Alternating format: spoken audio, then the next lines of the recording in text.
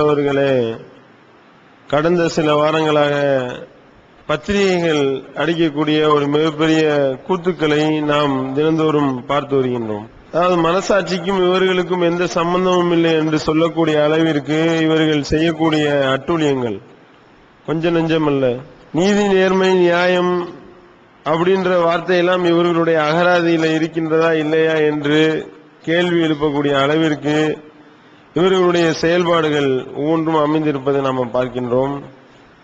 அதுல குறிப்பா மோடியுடைய விஷயத்துல இவர்கள் செய்யக்கூடிய செயல் அருவருக்கத்தக்க வகையிலையும் காரி உமிழக்கூடிய வகையிலையும் இவர்களுடைய செயல்பாடுகள் அமைந்திருக்கிறது. பார்த்தோம், உத்தரகாண்டில் அவ்வளவு உயிர்கள் போய் கொண்டிருக்கக்கூடிய நேரத்தில் குஜராத் முதல் மந்திரி உள்ள போய் இறங்கி அவர் தனி ஒரு ஆளாக இருந்து 15,000 பேர்களை குஜராத்திகளை காப்பாற்றி விட்டார் அப்படின்னு சொல்லி போட்டதை பார்த்தோம். 15,000 குஜராத்திகளை எப்படி இவர் காப்பாத்தினாரு? அவர் காப்பாத்தினதா 15,000 குஜராத்திகளை காப்பாத்தினதா சொல்லும் பொழுது மொத்தமாகவே மீட்டெடுக்கப்பட்டது 17,000 பேர் தான். அதுல எப்படிப்பா 15,000 பேர் குஜராத்தி வந்தான்? அந்த 15,000 பேரை எப்படி இவர் காப்பாத்திருப்பாரு என்று சொல்லி சராமரியான கேள்விகளை கேட்டு அதுல கணக்கெல்லாம் போட்டாங்க. 15,000 பேரை இவர் எப்படி காப்பாத்தினாரு? ஒரு இடத்துல இருந்து இந்த இடத்துல இருந்து இந்த இடத்துக்கு மக்களை கூட்டிட்டு வர்றதா இருந்தா இத்தனை மணி நேரம் ஆகும். இப்ப இவர் எத்தனை மணி நேரம் செலவிட்டிருக்கணும்? வெள்ளம் ஏற்பட்டே ஒரு நாள் 2 நாளுக்குள்ள எப்படி 15,000 பேர் இவரை காப்பாத்தினாரு? எத்தனை இன்னோவா வச்சு காப்பாத்தினாரு? எத்தனை ஹெலிகாப்டர் வச்சு காப்பாத்தினாரு என்று பல கேள்விகள் எழுப்பப்படுகின்றது. அப்போ பிஜேபியினரே வெட்கி தலை குனிந்து ஆகா நம்ம கொஞ்சம் ஓவரா தான் போயிட்டோம் போல என்று சொல்லி அதற்கு ராஜ்நாத் சிங் விளக்கம் கொடுக்கிறாரு. அதுலதான் இந்த மீடியாக்களுடைய உண்மை முகம் வெளியே வருது. ராஜ்நாத் சிங் என்ன சொல்றாரு? 15,000 பேரை மோடி காப்பாத்தினாருன்னு சொல்லி நாங்க சொன்னோமா? நாங்க எங்க சொன்னோம்? மீடியாக்கள் அப்படி எழுதுகின்றார்கள்.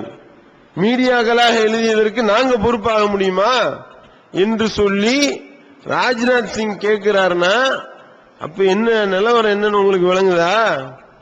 இவர்களாக எழுதியிருக்கின்றார்கள் 15,000 பேர். அதாவது அவர்களா எழுதினார்களா இல்ல மோடி காசை கொடுத்து வழக்கம் போல எழுத சொல்லுவார்ல அந்த மாதிரி மோடிட்ட காசு வாங்கிட்டு எழுதினாங்களா? அப்படி காசு வாங்கிட்டு எழுதினதுக்கு அப்புறம் என்கிட்ட காசு வாங்கிட்டு நீங்க எழுதிருக்கீங்க, இப்ப உங்களை திட்டியே நான் பேட்டி கொடுக்க போறேன், அந்த பேட்டியை நீங்க போடுங்க என்று சொல்லி ராஜ்நாத் சிங் சொல்லி இருந்தாலும் ஆச்சரியப்படுறதுக்கு இல்ல. அப்ப என்னன்னா இவர்களுடைய அந்த காவி வெறி எல்லாம் வெளியே தான் மீடியா அந்த நாட்டினுடைய முக்கிய தூணு அப்படின்னு சொல்லிக்கிறது. ஆனா அந்த தூணு செல்லரிச்சு போய் கிடக்கிறத பாக்குறோம். என்னமோ மோடி தனி ஒரு ஆளா அந்த மலை வெள்ளத்துக்குள்ள குதிச்சு நீச்சல் அடிச்சு ஒவ்வொரு ஆளையா உப்பு மூட்டை தூக்கிட்டு காப்பாத்தின மாதிரி எழுதுனாங்க. அப்படின்னா அப்ப எந்த அளவிற்கு இவர்களுடைய இந்த காவி வெறி அதிகமாயிருக்கும் பாக்குறோம். அதோடு மட்டும் இல்லாம இப்ப ஒரு 4 நாளைக்கு முன்னாடி இஸ்ரத் ஜஹான் என்ற ஒரு அப்பாவி பெண்ணு, அந்த அப்பாவி பெண்ணை தீவிரவாதின்னு சொல்லி மோடி சுட்டு கொண்டிருக்கின்றான். இந்த நரபலி மோடி அந்த மாதிரியா இவன் சுட்டு கொண்டது. இது அப்பாவி பெண்மணி தான். இந்த பெண்மணிக்கும் தீவிரவாதத்துக்கு இந்த சம்பந்தமும் இல்ல. திட்டமிட்டு இந்த பெண்மணி கொலை செய்யப்பட்டிருக்கிறாள் என்கவுண்டர் என்ற பெயரில் என்று சொல்லி சிபிஐ தீர்ப்பு சொல்றான். சிபிஐ தீர்ப்பு சொல்லுகின்றார்கள் என்றால் அதை இந்த மீடியாக்கள் யாராவது கண்டிச்சு எழுதினாங்களா? யாரு வாய துறக்கல? இஸ்ரத் ஜஹான் தீவிரவாதி அல்ல, முடிஞ்சு போச்சு, ஒரு வரியில முடிஞ்சு போச்சு, பெட்டி செய்தியா போச்சு. பெட்டி பாம்பா அடங்கி விடுறத பாக்குறோம். எழுத வேண்டியதுதானே? ஏன் இப்படி ஒரு அப்பாவி பெண்மணி சுட்டு கொண்டவன் ஒரு மனுஷனா? இப்படிப்பட்ட நிற வேட்டையாடக்கூடிய மனித ரத்தத்தை குடிக்கக்கூடியவன் எப்படி ஒரு முதல் மந்திரியா இருக்க முடியும்? எந்த மீடியாவாவது கேள்வி கேட்டாங்களா? வாய துறக்கல. பாக்குற ரத்தம் கொதிக்குது. என்னப்பா இது? அப்பனா முஸ்லீம்களுடைய உயிர்னா உங்களுக்கு என்ன கணக்குல நீங்க வச்சிருக்கீங்க? ஒரு ஆடு மாடு ஒரு நடிகை வளர்க்கிற நாய் செத்து போனா கூட எழுதுறீங்க. முதல் பக்கத்துல பெட்டி செய்தியை அதை போடுறீங்க, அதை போக்கஸ் பண்றீங்க. இந்த நடிகை இந்த நாயை வளர்த்தாங்க, ரொம்ப செல்லமா வளர்த்தாங்க. அந்த நாய் கண்டது வெளியே சாப்பிட்டு அந்த நாய்க்கு வைத்தால போகுதுன்றதெல்லாம் செய்தியா எழுதுறீங்கல்ல. அப்போ ஒரு முஸ்லீம் கொலை செய்யப்பட்டிருக்கிறான். திட்டமிட்டு கருவறுக்கப்பட்டிருக்கின்றார்கள். என்கவுண்டர் என்ற பெயரில் ஒரு பெண்ணை சுட்டுக் கொண்டிருக்கின்றான், ஒரு அப்பாவி பெண்ணை கொலை செய்திருக்கிறார்கள். இந்த மாதிரி ஒரு அப்பாவியை கொலை பண்ணிருக்கிறானே, ஒரு மனுஷனா, இவன் ஒரு முதல் மந்திரியா என்று எந்த மீடியாவாவது கேட்டார்களா?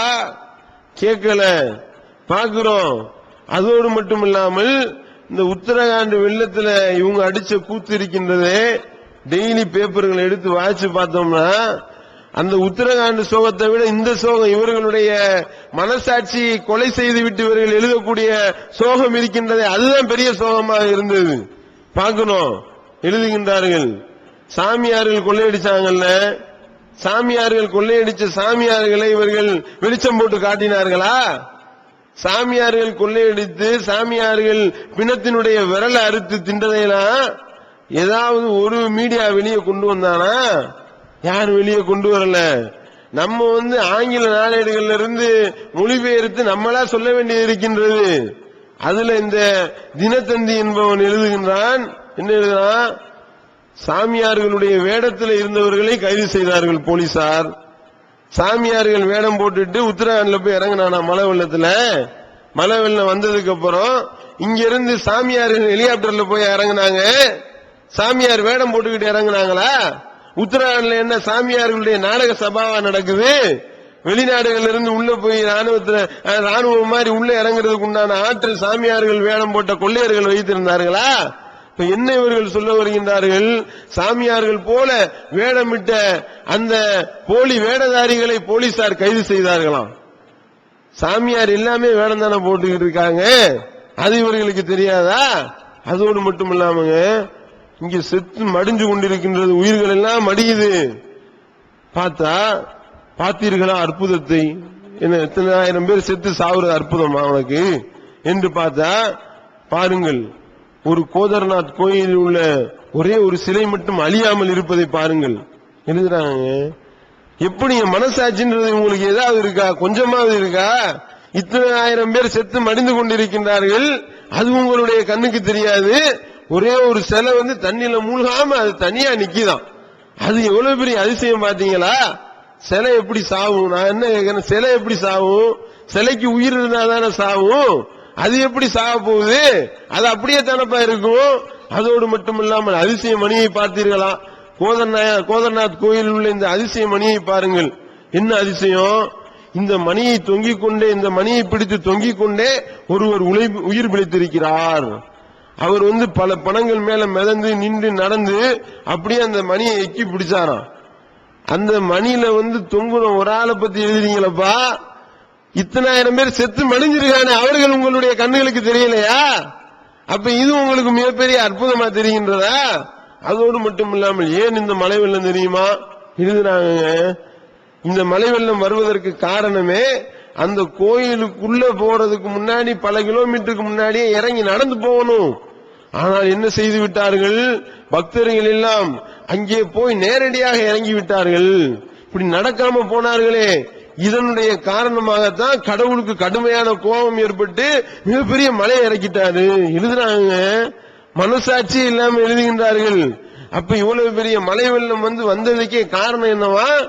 அந்த சரியான ஆகம விதிகளை இவர்கள் ஃபாலோ பண்ணவில்லை. எப்படி இவர்களால் எழுத முடிகின்றது? அப்ப பார்க்கிறோம், ஒட்டுமொத்தமாக மனசாட்சி என்பதை விட்டுவிட்டு டோட்டலா எல்லாத்தையும் நாசப்படுத்துறத பார்க்கிறோம். அதோடு மட்டும் இல்லாம மோடிக்கு இவ்வளவு பூஜா தூக்கினீர்களே. ஒரு முஸ்லீம் கட்சி ஆந்திரால முஸ்லீம் மஜ்லிஸ் கட்சின்னு ஒரு கட்சி 78 லட்சம் ரூபாய் நிதி கொடுத்தார்கள். இத பத்தி யாராவது பப்ளிஷ் பண்ணீங்களா? ஒரு முஸ்லீம் இந்த மாதிரி கொடுக்கறாங்களே, ஒரு முஸ்லீம் கட்சி இப்படி கொடுக்கின்றதே, இத பார்த்து எல்லாரும் முன்னுக்கு வாங்க அப்படின்னு சொன்னீங்களா? கிடையாது. ஏதோ மோடி போனாரா, அவர் நீச்சல் அடிச்சாரா, எல்லாரும் உப்பு மூட்டை தூக்கி காப்பாத்தினாரான்ற மாதிரி எழுதுவீங்களே. 25 கோடி ரூபாய் அகிலேஷ் யாதவ் கொடுத்தாருங்க, அது கூட எழுத மாட்டோம். இப்படி நிலைமை போகின்றது என்றால் அப்பன்னா என்னன்னா, மனசாட்சிக்கு இவர்களுக்கு எந்த சம்பந்தமும் கிடையாது. இவர்களுடைய கையில மீடியாக்கள் இருந்தா இந்த நிலைமை, மீடியாவை வச்சுக்கிட்டு இந்த ஆட்டம் போட்டாங்கன்னா, இவங்க எல்லாம் பெரும்பான்மை ஆட்சி அதிகாரத்தில் உட்கார்ந்தாங்க, சிறுபான்மையினுடைய கதி அம்போதான், அதோ கதிதான். இவர்களே குளிதோண்டு புதைத்து விடுவார்கள் சிறுபான்மையினர்களை. அப்படித்தான் இவர்களுடைய செயல்பாடுகள் அமைந்திருக்கிறத பார்க்கிறோம். ஆனா அதே நேரத்தில் இஸ்லாம் எப்படி சொல்லி காட்டுகின்றது, உங்களுக்கும் உங்களுடைய உறவினர்களுக்கும் பாதகமாக இருந்தாலும் நீதியிலிருந்து நீங்க பிறந்து விட வேண்டாம். உங்களுக்கோ உங்களுடைய உறவினர்களுக்கோ உங்களுடைய பெற்றோர்களுக்கோ எதிரானதாக இருந்தாலும் நீதியை நீங்கள் நிலைநாட்டுங்கள் என்று அல்லாஹ் சொல்லி காட்டுறான். அல்லாஹ்வுடைய தூதர் அவர்கள் அப்படி நீதியை நிலைநாட்டினாங்க. ரசூல் ஸல்லல்லாஹு அலைஹி வஸல்லம் அவருடைய ஆட்சி காலத்துல சிறுபான்மையினராக இருந்த கிறிஸ்தவர்கள் எப்படி இருந்தாங்க, யூதர்கள் எப்படி இருந்தாங்க, அவங்களை எப்படி ரசூல் ஸல்லல்லாஹு அலைஹி வஸல்லம் அவர்கள் டீல் பண்ணாங்கன்ற செய்தியெல்லாம் ஹதீஸ்கள் இருக்கு, எடுத்து படிச்சு பாருங்க. இந்த மீடியாக்களுக்கு இதை நம்ம அறிவுரையா சொல்லிக் கொள்கின்றோம், எடுத்து புரட்டி பாருங்க. யூதர்கள் ராஜா மாதிரி இருந்தாங்க. யூதர்கள் அதாவது எந்த அளவிற்கு என்றால், வழக்கு கொண்டு வரப்படுகின்றது. வழக்கு ஒரு ஆளுடைய பொருளை, ஒரு முஸ்லீமுடைய பொருளை ஒரு யூதர் அபகரித்துக் கொண்டார். அந்த யூதர் என்ன செய்யறாரு, அவர் இது என்னுடைய பொருள்ன்றாரு, முஸ்லீம் என்னுடைய பொருள்ன்றாரு.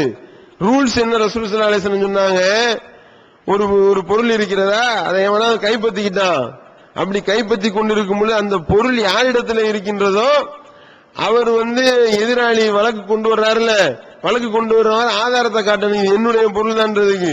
இல்லையா, பொருளை வச்சிருக்கிற ஆள் இறைவன் மீது சத்தியமாக இது என்னுடைய பொருள்னு சொல்லணும். அப்படி சொல்லிட்டா அந்த பொருளை அவர் கொண்டு போயிடுவார். அப்ப அந்த சஹாபி கேட்கிறாரு, யார சூழல்லா, இந்த யூதர் அல்லாஹ் மேல பொய்யா 1000 சத்தியம் பண்ணுவாரே, பண்ணா பண்ணிட்டு போறான், ரூல்ஸ்னா ரூல்ஸ் தான் என்று சொல்லி ஒரு முஸ்லீமுடைய அந்த சொத்தை வேற ஆதாரம் இல்லாதனால யூதருக்கு கொடுத்தார்கள். யூதர் சத்தியம் பண்ணி கொண்டு போனான்னு பாக்கிறோம். அப்படி ரூல்ஸ்னா ஒரு கோடு போட்டு அந்த கோடுல நிக்கணும். இவர்களுக்கு என்ன, இவர்களுக்கு இந்த மனசாட்சி, நீதி, நேர்மை, நியாயம் இதெல்லாம் கண்ணுக்கு மறைஞ்சு விடுகின்றது. இப்படி மனித நேயத்தை கொலை செய்யக்கூடிய கொலையாளிகளாக, மனசாட்சியை கொலை செய்யக்கூடிய கொலையாளிகளாக இந்த கொடூரர்கள் இருக்கின்றார்கள். இப்படிப்பட்டவர்கள் நபிகள் நாயகம் ஸல்லல்லாஹு அலைஹி வஸல்லம் அவருடைய வாழ்க்கையை பார்த்தும் இஸ்லாம் கூறக்கூடிய போதனைகளை பார்த்தும் திருந்த வேண்டும் என்பதை இன்றைய செய்தியாக கூறி நிறைவு செய்கின்றேன். வாயிதவான அல்ஹம்துலில்லாஹி ரப்பில் ஆலமீன்.